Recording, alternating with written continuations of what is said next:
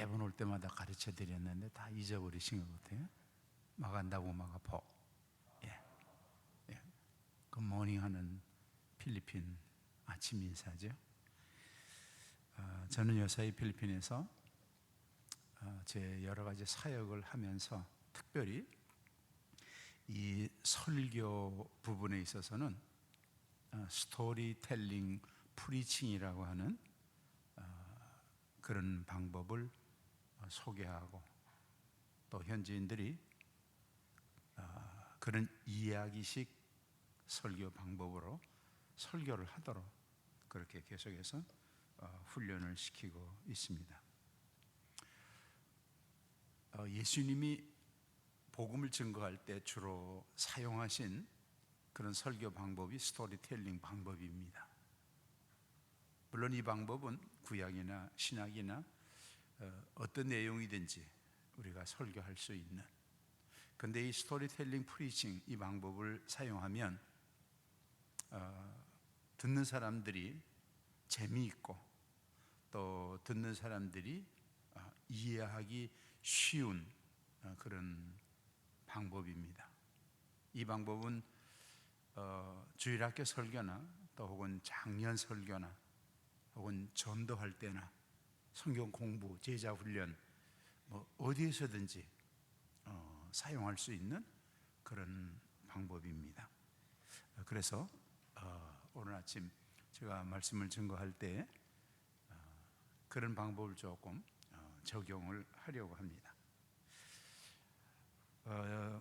여기 지금 제일 앞에 계신, 제가 성함을 잘 모르는데 성경책 가지고 한번 단으로 올라오시면 좋겠어요.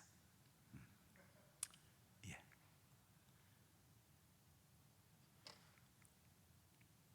그 요한복음 9장을 한번 펴시면 좋겠는데요. 네.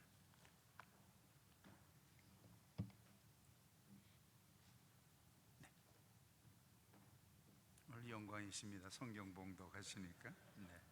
요한복음 9장 1절로 7절이 본문인데 한번 읽어보시면 좋겠어요. 1절부터요. 1절부터 7절까지. 예수께서 길을 가실 때에 날 때부터 맹인된 사람을 보신지라. 제자들이 물어 이르되 랍비여, 이 사람이 맹인으로 난 것이 누구의 죄로 인함이니이까? 자기니이까 그의 부모니이까?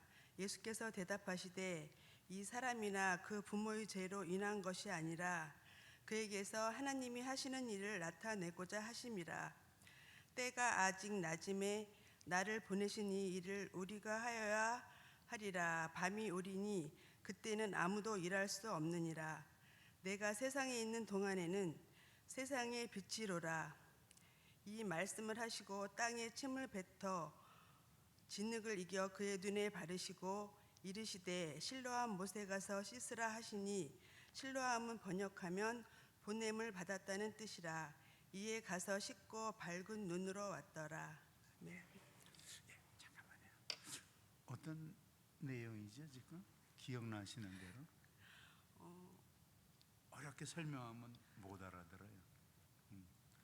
맹인이 실로암에서 여다 대고 저분들한테. 네, 맹인이 실로암에 저기 연못에서 진흙에 예수님께서 씻어서 눈에 발라서 눈을 떴다는 내용. 명설교였습니다. 네. 수고하셨어요. 네. 우리 최성원 집사님 한번 성경책 가지고 오시면 좋겠습니다. 네. 오늘은 저 혼자 설교하지 않고 우리 목사님 또 집사님 같이, 우리 65년사 또 목사님 박찬문 목사님 설교집, 여러 가지 그런 일을 해서 많이 수고하신 우리 최 집사님, 요한복음 1장 9장 1절로 7절 한번 또 읽어주시면 좋겠습니다. 예수께서 길을 가실 때 날 때부터 맹인된 사람을 보신지라. 제자들이 물어 이르되 랍비여, 이 사람이 맹인으로 난 것이 누구의 죄로 인함이니이까? 자기니이까 그 부모이니이까? 숨차. 예수께서 이르시되 이 사람이나 그 부모의 죄로 인한 것이 아니라 그에게서 하나님이 하시는 일을 나타내고자 하심이라. 때가 아직 낮음에 나를 보내신 이의 일을 우리가 하여야 하리라. 밤이 오리니 그때는 아무도 이럴 수 없느니라. 내가 세상에 있는 동안에는 세상의 빛이로라. 이 말씀을 하시고 땅에 침을 뱉어 진흙을 이겨 그의 눈에 바르시고 이르시되 실로암 못에 가서 씻으라 하시니 실로암은 번역하면 보냄을 받았다는 뜻이라. 이에 가서 씻고 밝은 눈으로 왔더라. 어떤 내용이에요? 간단하게 한번 생각나는 대로. 예. 저보다 잘하시면 안 돼요.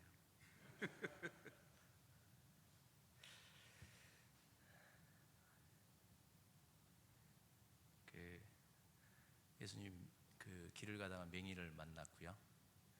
그 제자들이 맹인이 왜 맹인이 됐는지를 물어봤고요.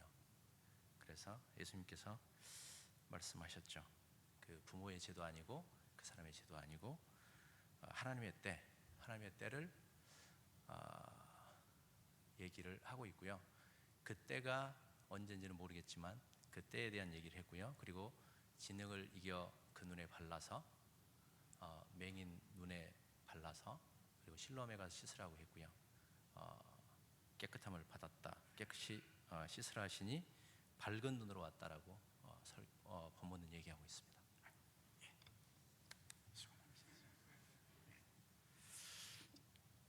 사실 이게 단에 서서 이게 설교하는 거가 쉬워 보여도 여기 쓴다고 하는 거가 상당히 떨리는 거예요. 떨리는 게 정상이죠. 여러분 생각이 어때요? 우리 정 목사님도 계시지만은 목회자가 설교하는 거하고 이렇게 우리 목사님이나 다른 분들이 성경을 봉독하는 거하고 어떤 것이 더 중요하다 그런 거는데 어떤 것이 더 중요할까요? 이렇게 성경 봉독하는 거하고 설교하는 거하고 어떤 것이 더 중요할 것 같아요?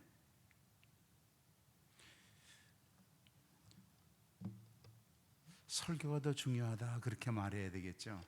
예. 사실은 성경을 읽고 또 성경을 묵상하는 것이 설교보다도 훨씬 더 중요한 일입니다. 사실은 지금 목사님이 읽고 또 두 분이 성경 봉독을 했는데 제가 더 설교할 필요가 없는 거예요. 왜냐하면 세 분이 읽었고 우리 모두가 다 세 분 들었고 또 간단하게 요약을 해서 설교를 했기 때문에 오늘 본문에 대해서 여러분들은 아마 오래도록 기억을 하실 겁니다. 그리고 성경 봉독을 하신 분들은 아마 두고두고 이제 기억을 할 겁니다. 그때 그냥 갑자기 나오라 그래가지고 성경을 읽고 상당히 당황했는데 그래도 두 분 다 그 요점을 잘 집어서 말씀을 해 주셨습니다.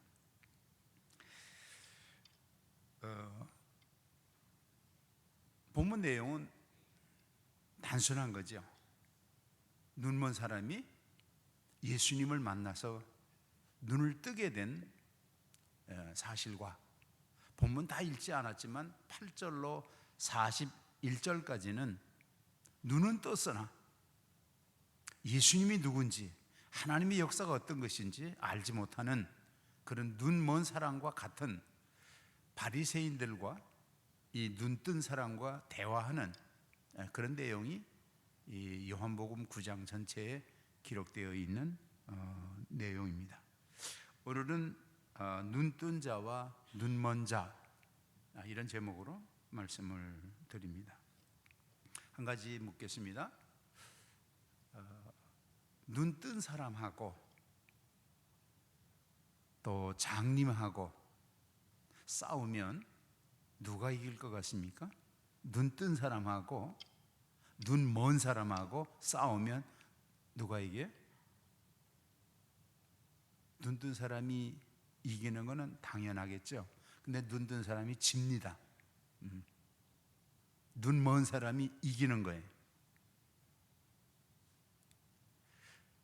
또 무엇은 어떤 물건이나 어떤 건물이나 무엇을 본 사람과 보지 못한 사람과 싸우면 누가 이겨요? 본 사람이 이기는 것이 당연하죠. 근데 보지 못한 사람이 이기는 거예요. 왜 이기겠습니까? 고집으로 이기는 거예요. 되지도 않는 소리 가지고 막 우겨가지고 눈먼 사람하고 눈뜬 사람하고 싸우는 그런 모습이 성경 속에 많이 기록되어 있어요. 예수님이 말씀을 증거하고 예수님의 제자들이 증거하고 예수님을 만난 사람들이 증거하고 이 사람들은 예수님을 만나서 눈을 떴어요. 신령한 눈이 열렸어요. 그래서 자기 신앙 고백과 간증을 하는 거예요. 근데 제사장들, 서기관들, 바리새인들, 율법사들 이런 사람들은 멀쩡히 눈을 뜨고 있으면서도 예수님의 그 복음에 예수 믿는 사람들을 핍박하고 믿지를 않는 거예요. 그러면서도 자기는 의로운 사람이고 자기는 하나님을 믿는 사람이고 자기는 마치 눈을 뜬 사람이라고 그렇게 믿고 고집을 부리는 거예요. 이 성경 속에는 눈 뜬 사람과 눈 먼 사람 그런 사람들의 이야기에 전부 다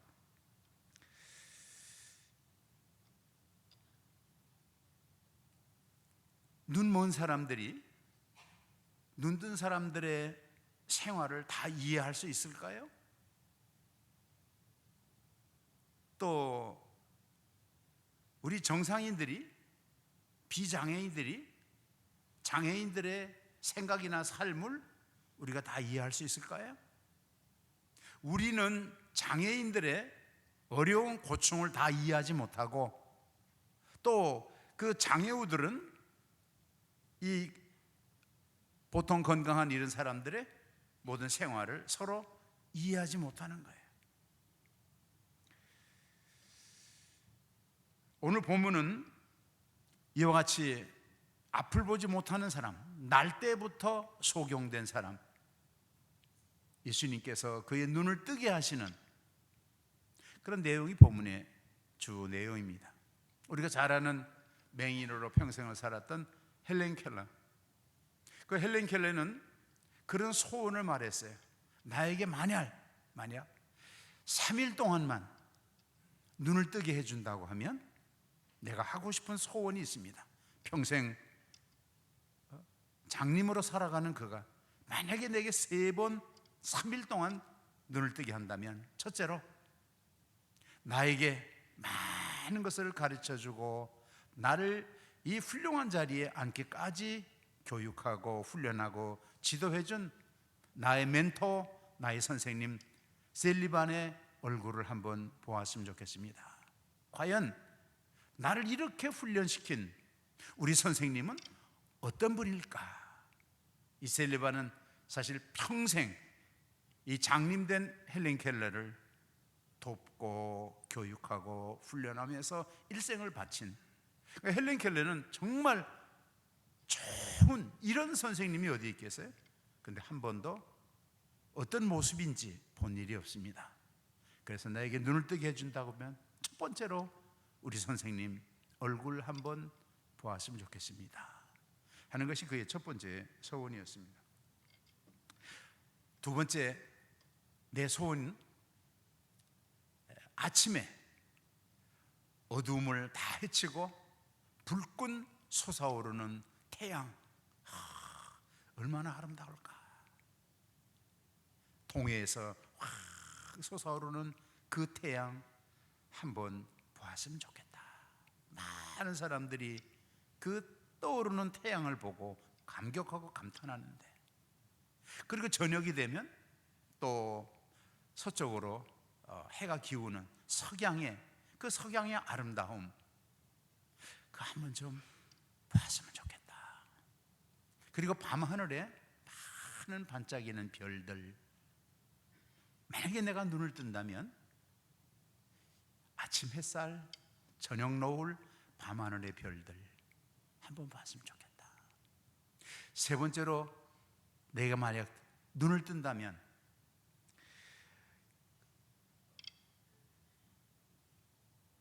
이 아침 큰 길거리에 출근하기 위해서 부지런히 일터로 걸어가는 많은 사람들의 활기찬 모습, 그 사람들이 과연 어떤 마음을 가지고 저렇게 아침마다 직장을 향해서 열심히 걸어갈까? 그 사람들의 모습을 한번 보았으면 좋겠다, 그렇게 고백을 했습니다. 물론 그는 눈을 뜨지 못했습니다. 평생 참 앞을 보지 못하는 그런 사람으로 살아갔지만 우리가 아는 대로 그는 성공적인 그런 박사 학위를 가지고 정말 많은 사람들을 가르치면서 훌륭하게 산 사람인 것을 우리가 압니다. 오늘 본문은 날 때부터 맹인된 사람, 이 날 때부터라고 하는 말은 세상의 의술, 의학이 아무리 발달하고 발전했다 할지라도 고칠 수 없는 그런 불치의 환자라고 하는 것을 말해주고 있어요. 날 때부터 맹인된 사람, 재벌 총수의 아들이라도 만약에 앞을 보지 못한다면, 모든 것을 다 가졌다고 할지라도 그는 불행한 삶을 살 수밖에 없습니다.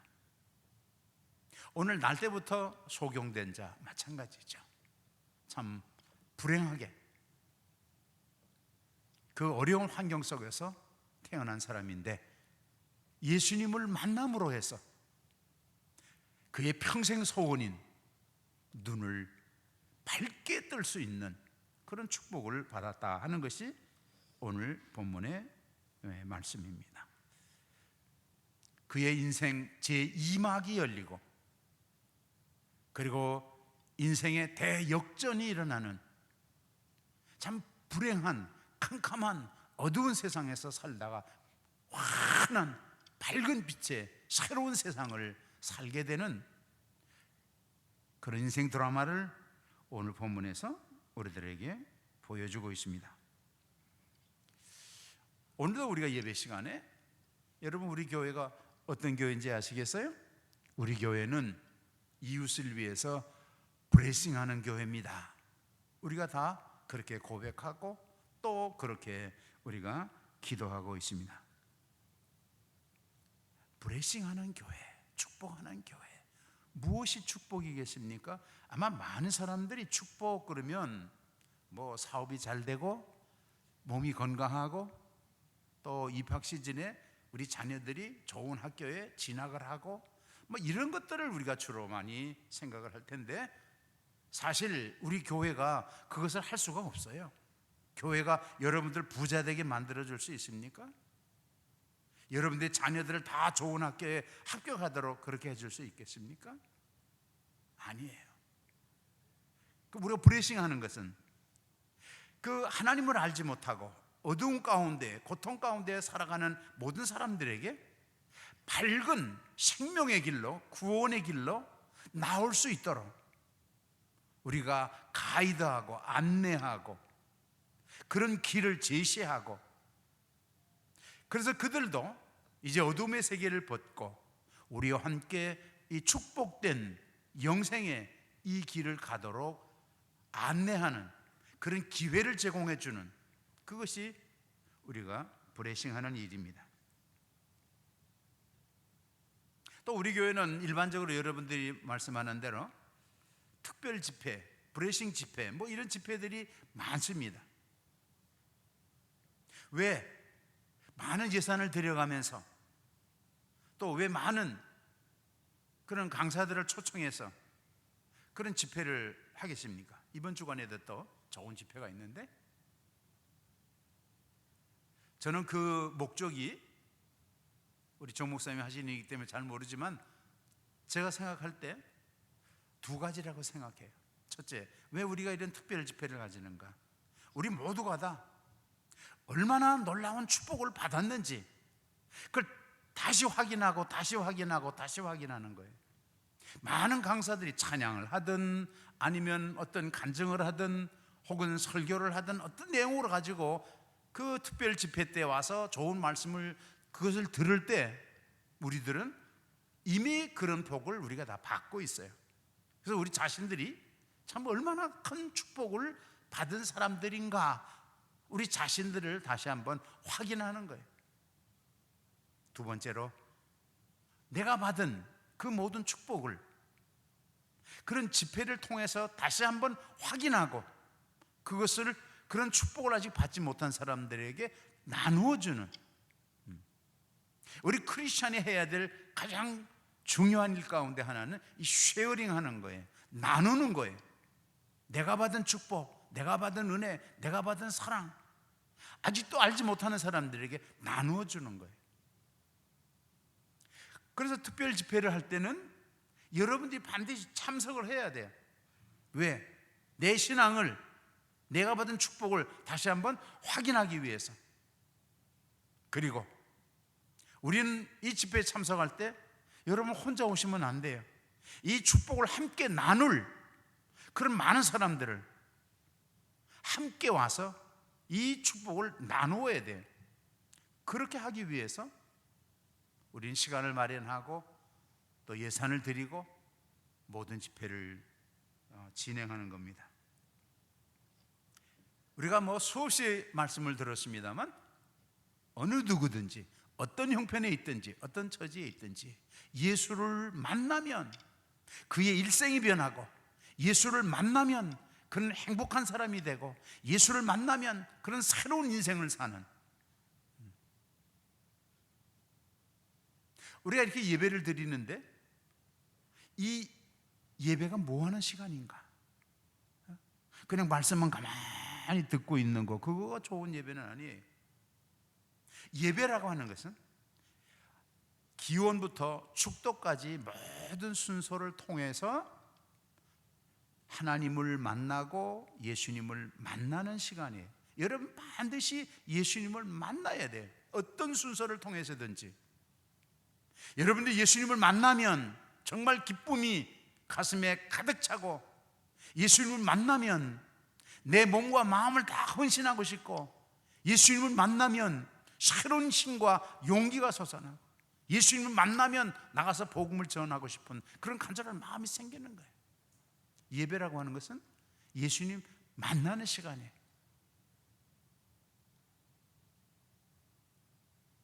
어떤 순서를 통해서든지 예수님을 꼭 만나고 돌아갈 수 있기를 바랍니다. 오늘 본문에서 두 번째로 우리가 생각해 보려고 하는 것은 이 사람이 장림된 이유에 대해서 그 제자들이 예수님께 물었습니다. 우리 최 집사님도 말씀해 주셨는데, 그 자기 죄 때문에 장림이 됐습니까? 아니면 부모가 죄를 지었기 때문에 장림이 됐습니까? 그럴 때 예수님은 아니라, 부모의 죄도 아니고 자기 죄도 아니고 하나님이 하시고자 하는 그런 일을 하기 위함이라, 그렇게 말씀을 했습니다. 저와 여러분들에게 아주 못된, 아주 고약한 그런 습관이 하나 있습니다.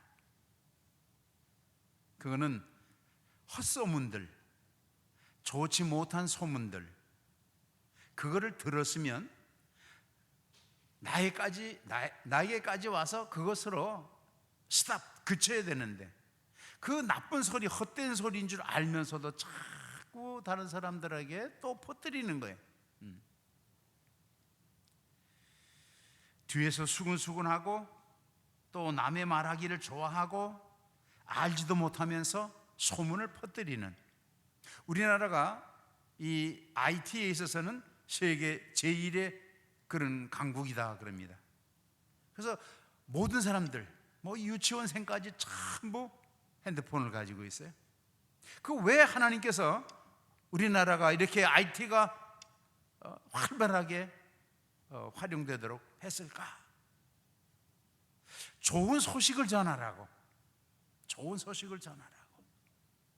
근데 이걸 가지고 헛된 소문, 좋지 못한 소문을 퍼뜨리는 사람들이 너무 많습니다. 알지도 못하면서. 우리가 많이 보는데 SNS를 통해서 댓글을 다는데 터무니없는, 자기 그냥 짐작해서 헛된 소문을 퍼뜨리는 사람들이 얼마나 많은지 모릅니다. 우리 교회 안에도 마찬가지예요. 그래서 사람들이 그렇게 말하죠. 아니 땐 굴뚝에 연기 날까? 불 안 뗐는데 연기 나겠습니까? 안 나겠습니까? 안 나야 되죠. 근데 어떤 분이 설교하는 거 들어보니까 아니 땐 굴뚝에도 불이 난다 그러더라고요. 불 안 뗐는데 불이 나는 거예요.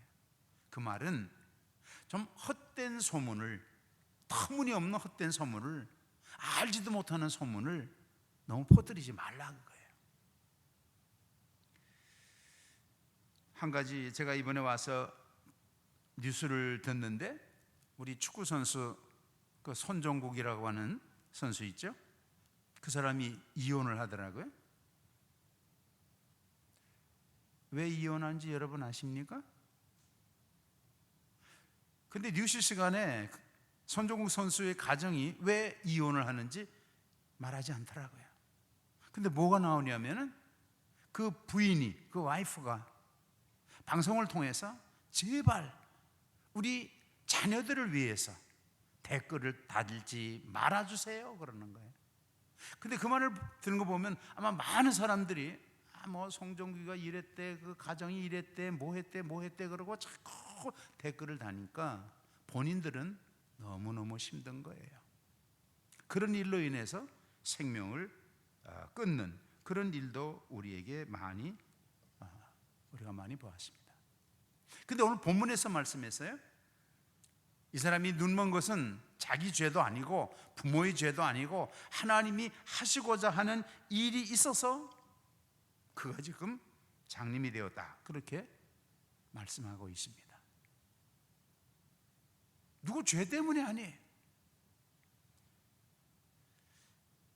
옛날이나 오늘이나 많은 사람들이 무슨 원인이 있으면 결과가 있다, 그래서 인과응보의 이런 생각들을 가지고 있습니다.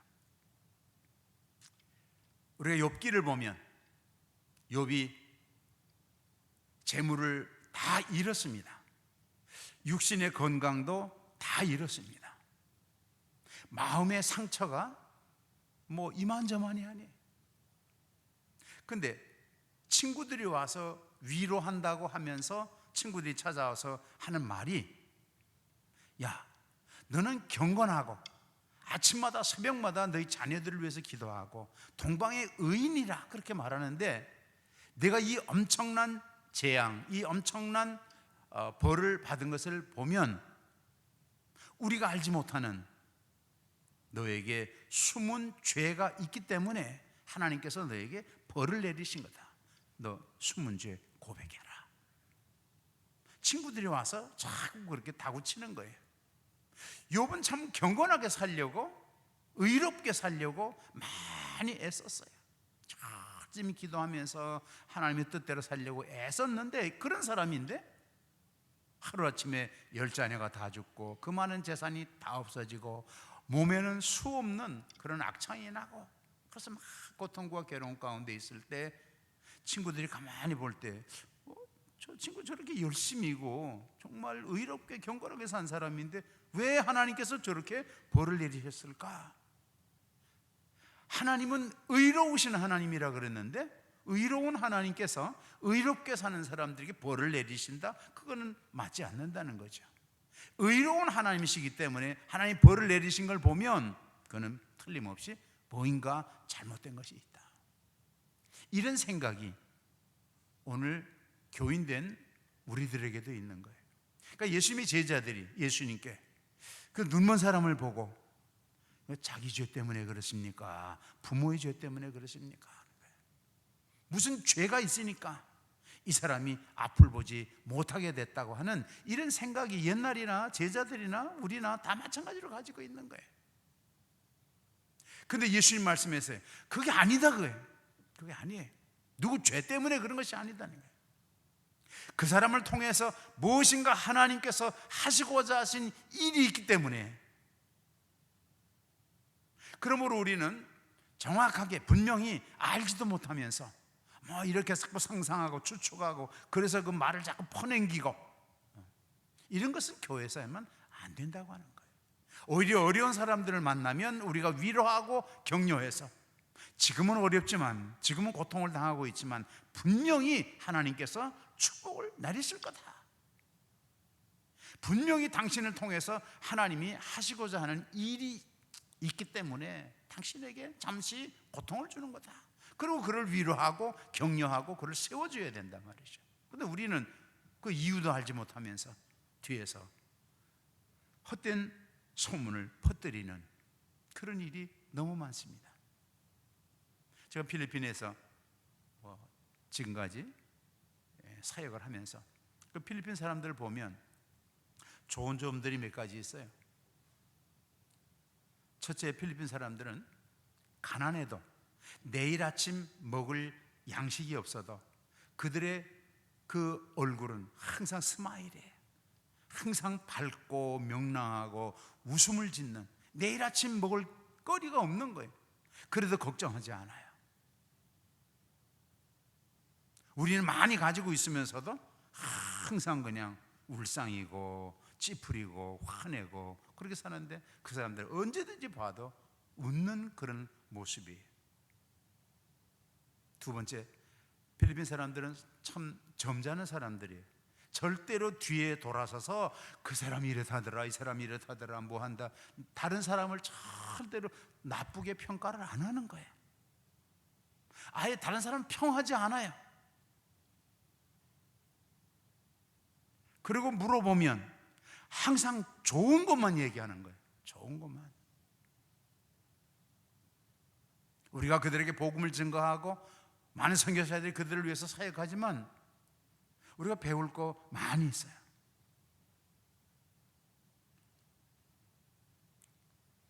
그렇게 하다 보니까 필리핀 목사들은 설교할 때도 아주 부드럽게 해요. 잘하는 건지는 모르겠어요. 하여튼 그런 것이 그들의 몸에 배어 있는 거예요. 남에게 화를 내고 남에게 나쁘게 하고 그런 일은 하지 않는. 우리 교회 안에서도 보면 어떤 사람이 참 중한 암이라든지 중한 병이 들 수 있어요. 그럼 그를 위해서 기도하고 격려해야 될 텐데 어떤 사람은 그거 보라고, 그 사람 주일날 교회 안 하고 뭐 장사한다고 그러고 뭐 한다고 하니까 그 암이 걸렸지 그러는 거예요. 어떤 사람은 사업이 잘 안 돼. 그럼 또 어떤 사람은 그거 보라고, 하나님께서 벌 내리신 거지, 11조도 안 하고 뭐 하니까 또 뭐 이렇게 이야기하는 거예요. 지금 입학 시즌이 됐는데 우리 자녀들이 시험 봤는데 성적이 좋지 않고 대학 진학을 못했어요. 그러면 또 그거 가지고 여러 가지 험잡는 그런 일들이 우리 주변에서 많이 일어나고 있습니다.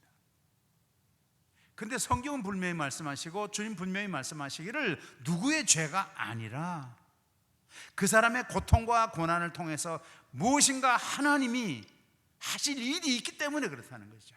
그렇기 때문에 우리들에게 어려움이 오고 고난이 오고 사업이 어렵고 자녀가 어렵고 뭐가 어려울 때 오늘 우리들은 낙심하면 안 돼요. 뭐인가 하나님이 신비로운 일, 놀라운 일, 기적과 같은 일을 지금 이루시려고 나에게 이런 기회를 주는구나, 이렇게 생각하셔야 돼요. 오늘 본문은 우리들에게 그렇게 주님은 교훈하고 있습니다. 지난 5월에 제가 필리핀 대학생들 한 20여 명을 데리고 한국을 방문해서 교회를 방문하고 여러 기관들을 방문했습니다. 근데 그 학생 가운데 한 학생은 공부를 잘하는 학생이에요. 근데 그 어머니가 일본에서 어떤 가정에 가정부로 일을 하면서 그 번 돈을 필리핀으로 보내서 이 자녀가 대학 과정을 다 마쳤어요. 근데 공부를 잘하고 이 자녀는 앞으로 의사가 되겠다, 그런 마음을 가지고 지금까지 공부를 해왔습니다. 근데 그 어머니가 병이 생겼어요. 그래서 일본에서 필리핀으로 가정으로 다시 돌아왔습니다. 근데 이제 건강이 나쁘니까 비자를 받고 다시 나갈 수가 없는 거예요. 그래서 수입이 없어지니까 이 학생이 그 의사가 되기 위해서 이제 대학원에서 공부를 해야 되는데 갈 수가 없는 거예요. 지금까지는 300불, 400불이면 됐지만 의사가 되려고 그러니까 한 학기에 3,000불씩 있어야 되는 거예요.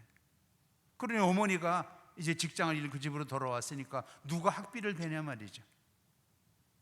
필리핀 목사님들의 사례가 많아야 200불입니다. 한 달에 200불 받는데 한 학기에 3,000불씩 어떻게 내냐 말이죠. 이 학생은 자기 학교에서 1등하는 학생, 공부 잘하는 학생, 낙심이 되는 거예요. 그런 낙심이 된 그런 가운데에서 이번에 한국을 방문하게 됐죠. 그래서 제가 저 마당에서 마침 이계준 집사님이 지나가길래, 집사님, 이 학생이 이러이러한 학생입니다. 그래서 집사님이 잘 소개를 해서 지금 우리나라에서는 뭐 서울대, 고대, 연대, 카이스트 많은 대학에서 이 동남아시아에 있는 제3국의 그 똑똑한 사람들, 공부 잘하는 학생들, 돈이 없어서 공부 못하는 학생들, 그런 사람들을 초청해서 국비 장학생으로 박사과정을 공부시키는 그런 프로그램들이 많이 있습니다.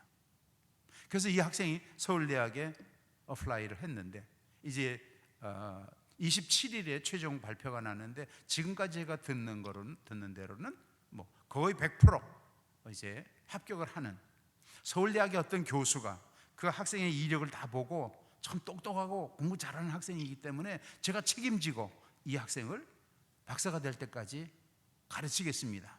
돈이 필요하면 제가 다 지불을 하겠습니다. 그리고 교수가 사인을 했어요.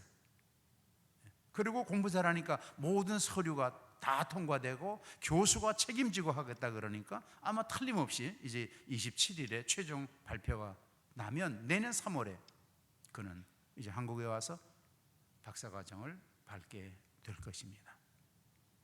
열심히 공부하다가 어머니가 몸 약해서 다시 돌아오므로 그의 꿈이, 그의 소망이 다 무너진 것 같았어요. 그러나 하나님께서는 그에게 새로운 길을 열어주신 겁니다. 이것이 주님이 오늘 말씀하는 거예요. 무슨 죄 때문에 아프고 죄 때문에 안 되고 죄 때문에 뭐하고 그런 것이 아니고 그 고통과 고난 속에서도 하나님이 하시고자 하는 일이 있기 때문에, 그러므로 우리가 생활하다가 어려움이 왔을 때 낙심하지 마세요.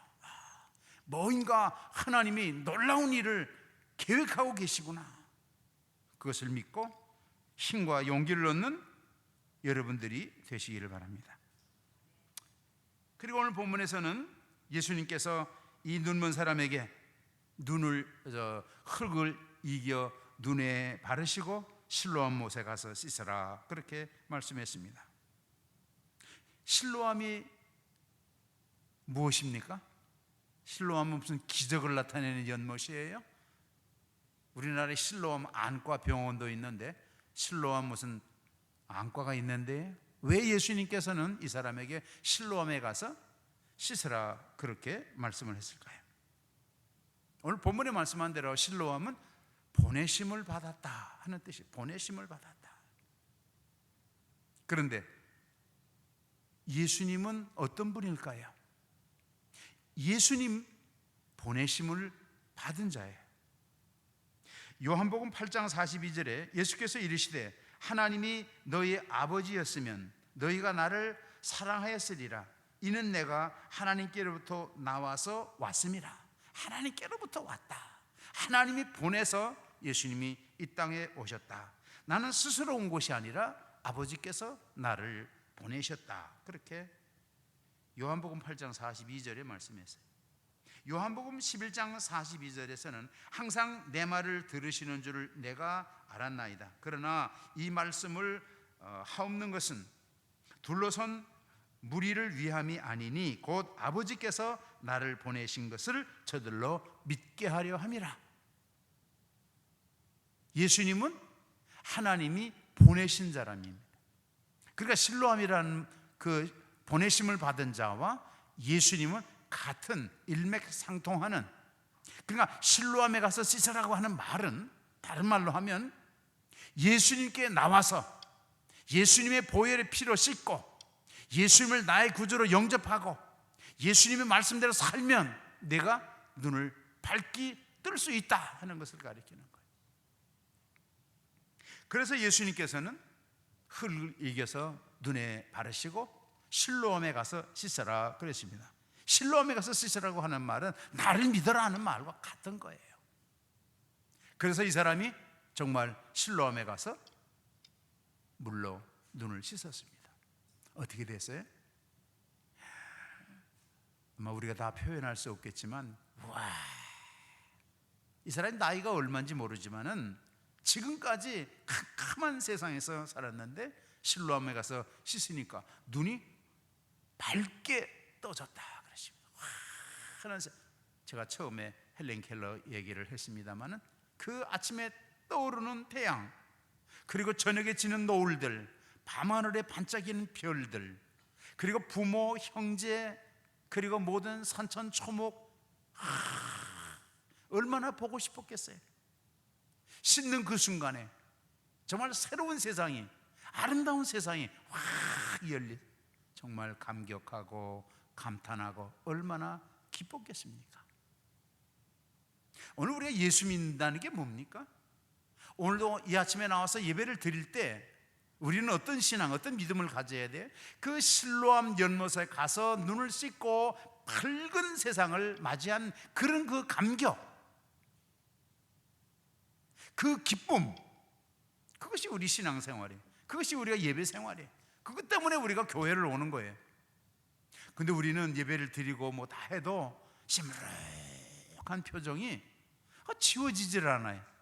우리 뭐 국민성인지 하여튼 모르겠는데, 필리핀 사람들은 내일 먹을 거리가 없고 암으로 죽는다고 해도 그 사람들은 뭐 우리가 알 수 없어요. 얼굴 봐가지고는 항상 기뻐하고 즐거워하고 춤추고 노래하고 그렇게 살아요. 오늘 우리 예수 믿는 사람들은 항상 아침, 저녁, 좋은 일, 어려운 일 있을 때 언제든지 이 실로암 물에서, 연못에서 씻고 눈이 확 열린 그 감격, 그 감사, 그런 마음, 그것이 우리 성도들의 생활이에요. 그런 삶을 살기를 주의 이름으로 축원합니다. 마지막으로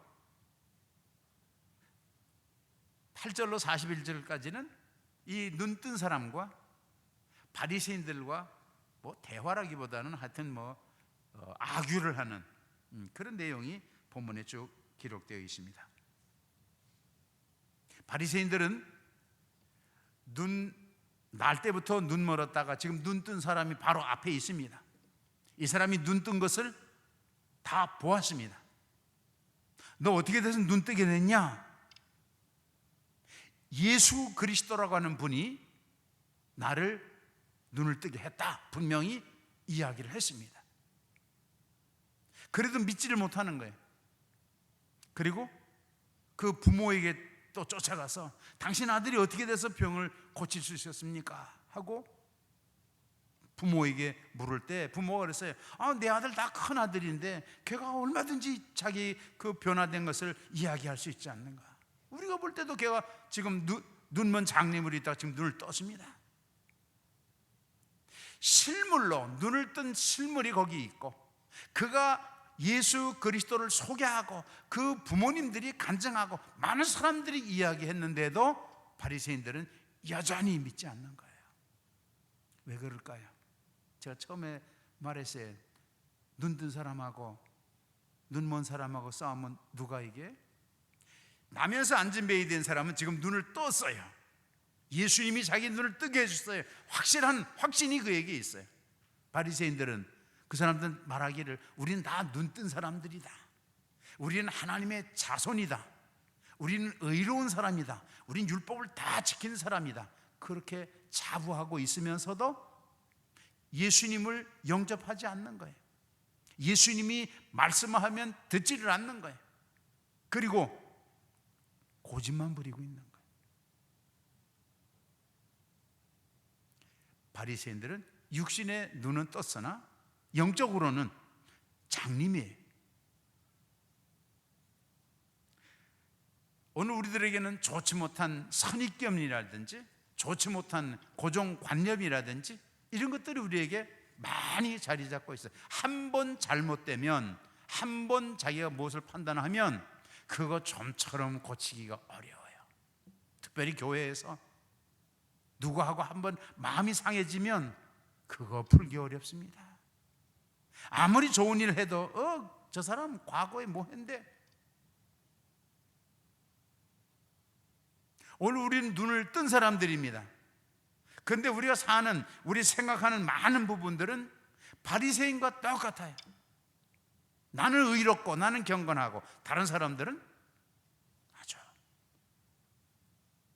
나쁘게 평하는 그런 못된 습관이 오늘 우리들에게 있습니다.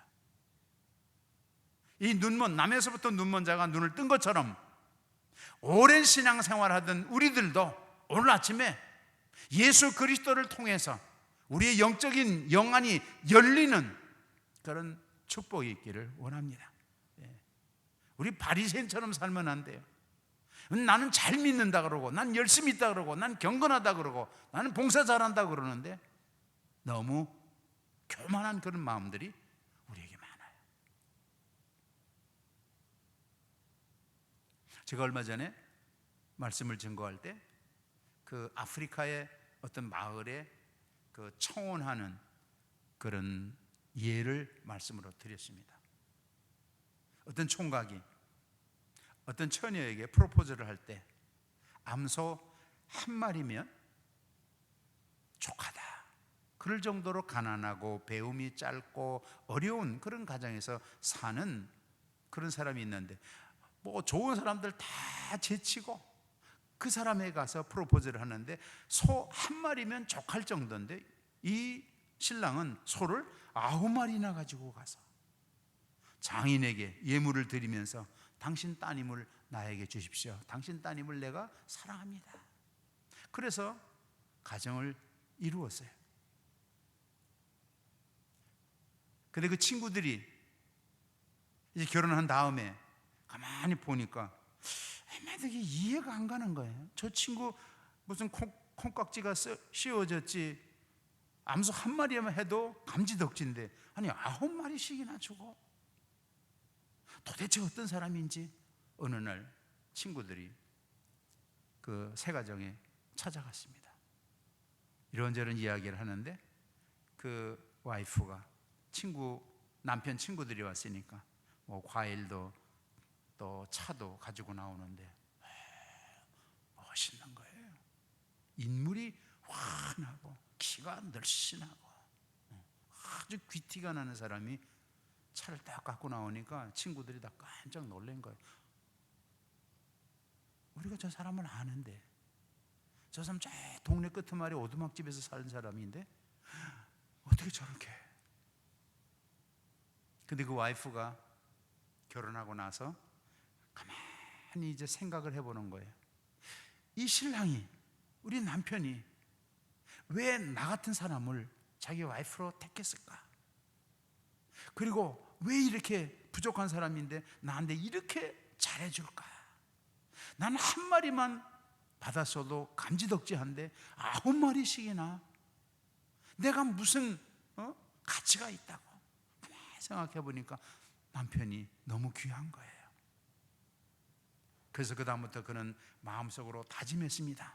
뭐 우리 신랑이 뭐라 그러든지 시댁에서 누가 뭐라 그런 거 관여하지 아니하고 자기 스스로 노력하고 공부하고 애쓰고 가꾸고, 그래서 정말 남편의 기대에 어긋나지 않도록 최선을 다하는 그런 삶을 살았어요. 그러다 보니까 그의 인품이나 그의 성품이나 그의 외모나 모든 것이 아주 훌륭하게 변했다 하는 겁니다. 오늘 우리들 마찬가지예요. 우리는 사실 소 한 마리, 암소 한 마리 갖고 또 사기 아까운 그런 죄인이에요. 그런데 우리 주님께서는 십자가의 보혈로 나를 위해서 그 생명을 다 희생하시고, 그리고 나를 하나님의 자녀, 하나님의 백성으로 불러주셨습니다. 이제 우리 어떻게 살아야 될까? 그 하나님의 은혜, 주님의 사랑 깊이 우리가 깨닫고요. 누가 뭐 야단치고 누가 무슨 설교하고 누가 뭐라 그래서가 아니라 우리 스스로 성령께서 우리 마음에 감화와 감동을 주셔서 어떻게 하면 내가 그리스도의 좋은 신부가 될 수 있을까? 정말 품위가 있고 모든 사람들에게 자랑할 수 있는 그런 훌륭한 신부가 어떻게 하면 될 수 있을까? 우리 스스로가 노력해야 되는 거예요.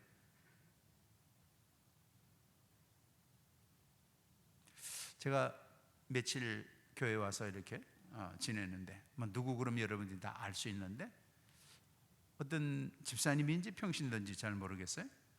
제가 알기로는 대학에서 강의를 하는 그런 교수님인 줄 아는데 이 차를 마시면서 아래 카페에서 이야기하는데 그런 거예요. 목사님, 나는 우리 신랑 정말 멋있습니다. 우리 신랑이 아니었으면 나 같은 사람이 어떻게 혜성교회에 나오겠습니까? 난 우리 신랑 때문에 혜성교회에 나왔고 혜성교회에 나온 게 너무너무 행복합니다. 그러고 막 신랑을 띄우는 거예요. 제가 신랑 잘 알거든요. 내가 이름 지어준 사람이 아기 태어났을 때 그가 어떻게 지금까지 왔는지 대충은 아는 사람이에요. 근데 그 와이프가 막 신랑 때문에 예수 믿게 되고 신랑 때문에 혜성교회 오는데 나 같은 사람이 어떻게 혜성교회 오겠습니까? 우리 신랑 때문에 왔다고.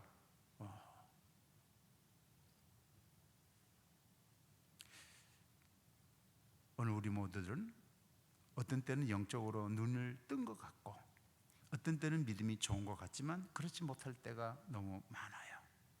때로는 우리가 보지 못하고 듣지 못하고 깨닫지 못할 때 많이 있습니다.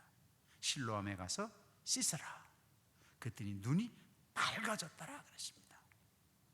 우리 모두가 다 정말 영적으로 우리의 눈이 밝아져서 우리가 마땅히 보아야 되고 마땅히 깨달아야 되고 마땅히 알아야 될 그런 사람으로 교회와 복음과 하나님의 나라를 위해서 기쁨으로 여러분들을 헌신하는 그런 우리 모든 성도들 되기를 주의 이름으로 축원합니다. 기도합니다. 하나님 감사합니다. 오늘 아침도 저희 부족한 사람들을 불러주시고 또 말씀을 듣게 하심을 감사합니다. 우리도 실로암에 가서 눈을 씻고 밝은 눈으로 우리의 몸과 마음을 다 우리 신랑 되신 주님께 헌신하고 봉사하고 기쁨과 감사와 감격으로 주를 섬기는 우리 혜성교회 모든 성도들 될 수 있도록 복을 나려 주시옵소서. 예수님의 이름으로 기도합니다.